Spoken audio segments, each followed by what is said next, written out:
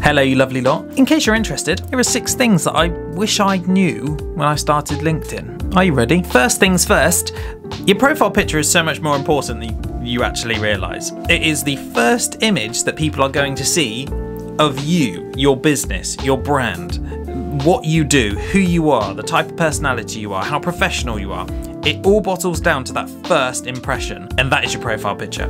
I was very blasé when I started, and it was just kind of a shot I wish I could probably find. I'll try and find it if I can't. If I can, I'll put it up.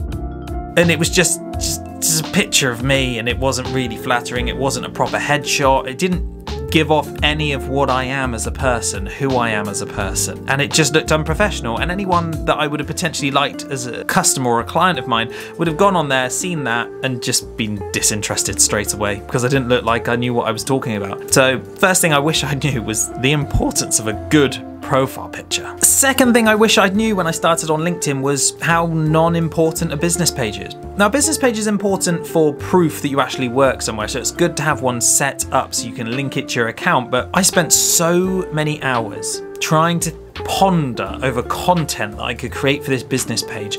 All of my best content that I would create, I wanted to be known through the business, so I would put content out there on the business page, when actually nobody interacts with business pages. It's too corporate. Everyone actually wants to interact with the individual, so if I'd put as much time as I did on the business page actually into my personal profile, the content out there, and building my personal brand to generate leads, I'd have done far better, far quicker. So second thing, I just wish I knew how not important a business page was. Number 3 on things I wish I knew is kind of how important a banner image is.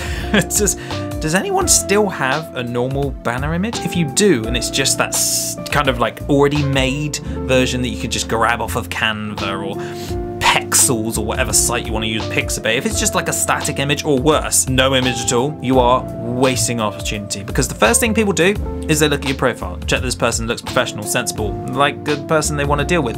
Then they look instantly to the biggest piece of real estate on the page, which is your banner image, and I was so blasé about that, didn't really care about the banner image, where actually that is more important to tell people about what I do than anything else, because that in itself can be used as a massive piece of content that's always there for everyone to see the moment they come onto my profile. I can tell them with my banner image what I do and what I can do for them, their pain point. The moment they come onto my profile, they don't have to have seen content, they don't have to have read any of my description, they only need to come onto my profile and they're faced with that banner and they can see exactly what I can do for them. I wish I'd knew how important that was at the start. Would have gave me a massive leg up. Number 4 is I wish I'd been more consistent in posting. Now, everyone can be disheartened when they put out a few posts on a platform and they don't get much engagement, and then they lose focus and they start to just not be interested in doing it anymore, and then they don't get the rewards of sticking around for the long haul. Now, I was guilty of that a lot in the early days, where I would post stuff, it wouldn't get loads of likes, it wouldn't get loads of engagement, and I think it's not worth it. When in reality, staying consistent is how you build your following, it's how you build your network, it's how you build influence, and you just don't know who might see that content. It only takes one piece of content to land in front of the right person. If it lands in front of no one else, just that right person, and suddenly you've got a client, suddenly you've got a business opportunity, suddenly you've got a job that you always wanted. That's all it takes, one piece. But you can't do that one piece unless you remain consistent. So I wish I'd known that I just needed to fight my own demons and push through when I thought it wasn't working, because I would have got to where I wanted to be much quicker. Thankfully, I understand that now and can implement it. Number 5 is kind of a tricky one because it's something that no one really knew, but I wish I knew the potential of LinkedIn when I joined. I can't remember exactly when I joined, but it was quite a long while ago, like 2017 or something like that. And even then when it was growing, I didn't quite understand the potential it had. Whereas now it is a fully fledged social media platform where you can build a business. I wish I'd known then the opportunity it was going to bring in the future, because I would have put so much more time into just there. Everything I had would have gone into LinkedIn right then and there. Whereas now there are more people on the platform. It is absolutely still possible to build up your personal brand. It's still possible to get clients. It's still possible to do all the things that you need to do. It's just a bit harder because there's more people to fight against. Whereas back then there was less people, probably half the people.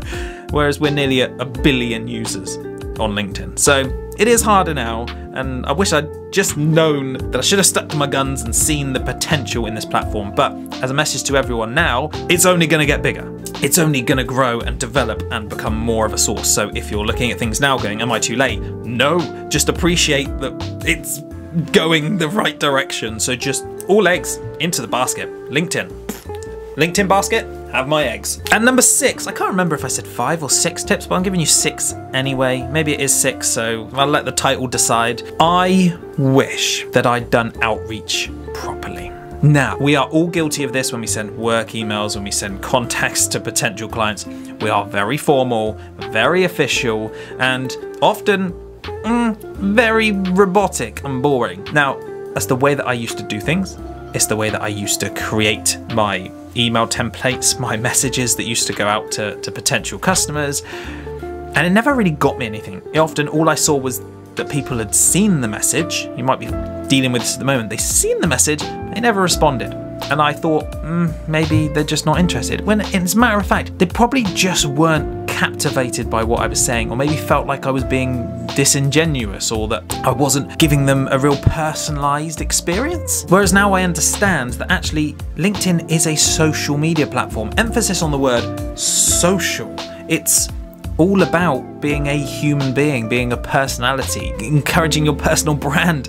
So the personality behind everything you do has to be real, it has to be authentic. And the moment I switched and I started doing a lot of outreach where it was just more informal, it was more relaxed, I wasn't so focused and worried about on being so professional, so they would definitely want to do business with me, because otherwise they just might think that I'm unprofessional. Not, it couldn't be any different. Actually, in fact, when I got less professional and kind of more relaxed and friendly and real and authentic, then they started to respond. Then people started to actually want to engage with me. That, coupled with all the content I was then doing, the consistency, the outreach, the connections, all of that, it just works and molds into a perfect thing. So that is my 6 things that I wished I knew when I was starting out LinkedIn. If you found this video valuable, please, firstly, go to LinkedIn, connect with me, and let me know that you came from YouTube. I love it. I always outreach anyone who has watched a previous video of mine and has gone and done this and connected with me.